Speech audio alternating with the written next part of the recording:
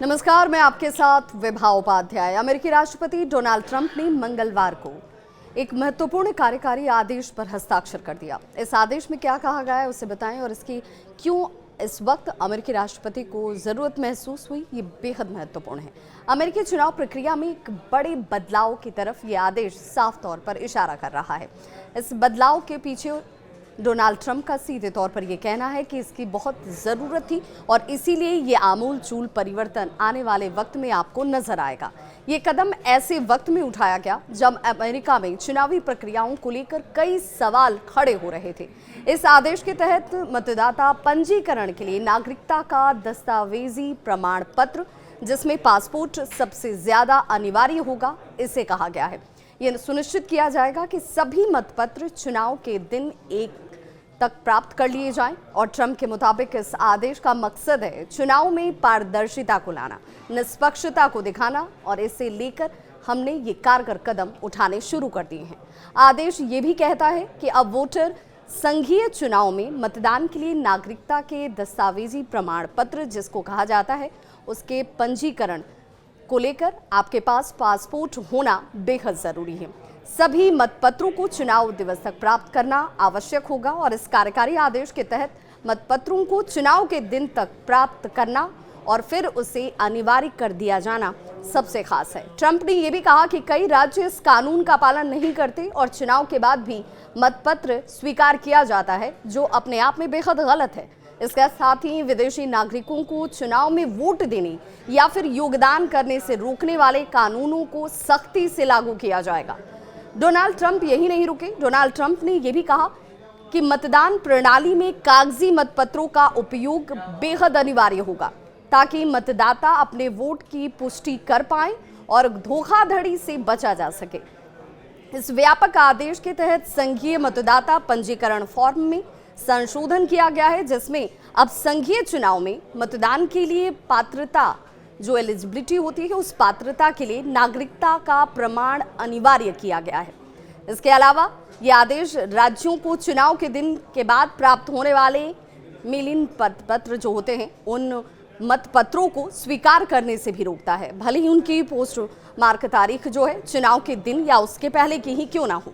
नागरिकता प्रमाण पत्र की आवश्यकता क्यों आन पड़ी, ये भी बहुत महत्वपूर्ण है, जिसमें मतदाता पंजीकरण के लिए अब नागरिकता का प्रमाण जैसे पासपोर्ट कर यहाँ सामने लाना, इस डॉक्यूमेंट को प्रस्तुत करना बेहद जरूरी होगा।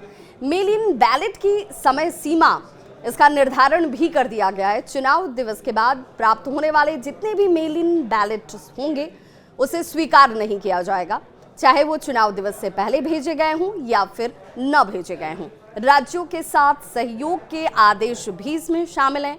डोनाल्ड ट्रंप का सीधे तौर पर कहना है कि किसी भी नियम या कानून को बनाए जाने के लिए उसमें सहभागिता बहुत जरूरी होती है और इसीलिए इस आदेश के साथ राज्यों को इस संघीय संशोधन में अपने सहयोग की मैं अपील करता हूं।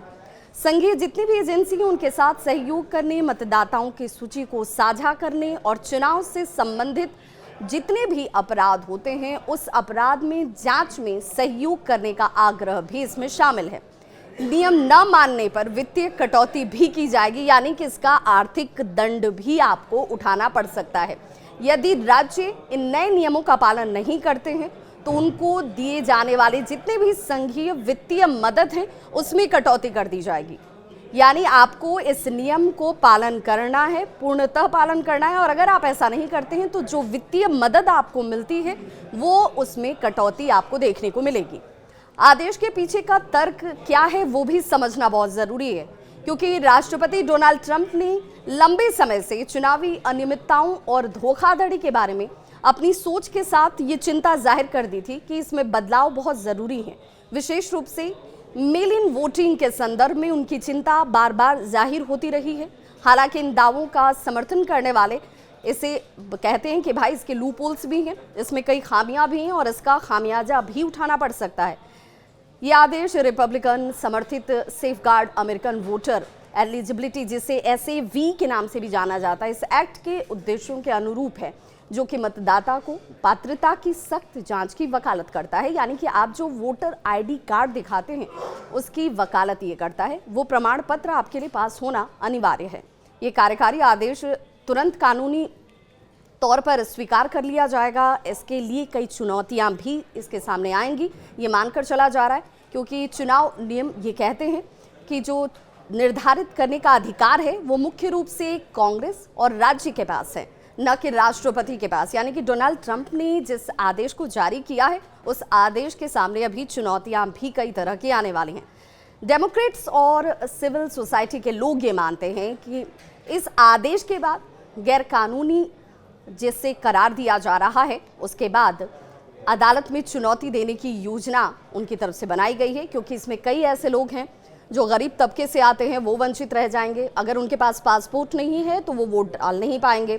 कई ऐसे लोग इस नियम के दायरे में आ जाएंगे जिन लोगों के पास या तो किसी भी कारणवश अगर ये पात्रता के डॉक्यूमेंट्स उस वक्त उपलब्ध नहीं हैं तो वो चुनाव देने के लिए अधिकृत नहीं होंगे, और ऐसे में ये वोटिंग ट्रेंड्स पर भी असर डालता दिखेगा। इस खबर पर क्या है आपकी राय, बताइएगा जरूर। मैं आपके होस्ट और दोस्त विभा।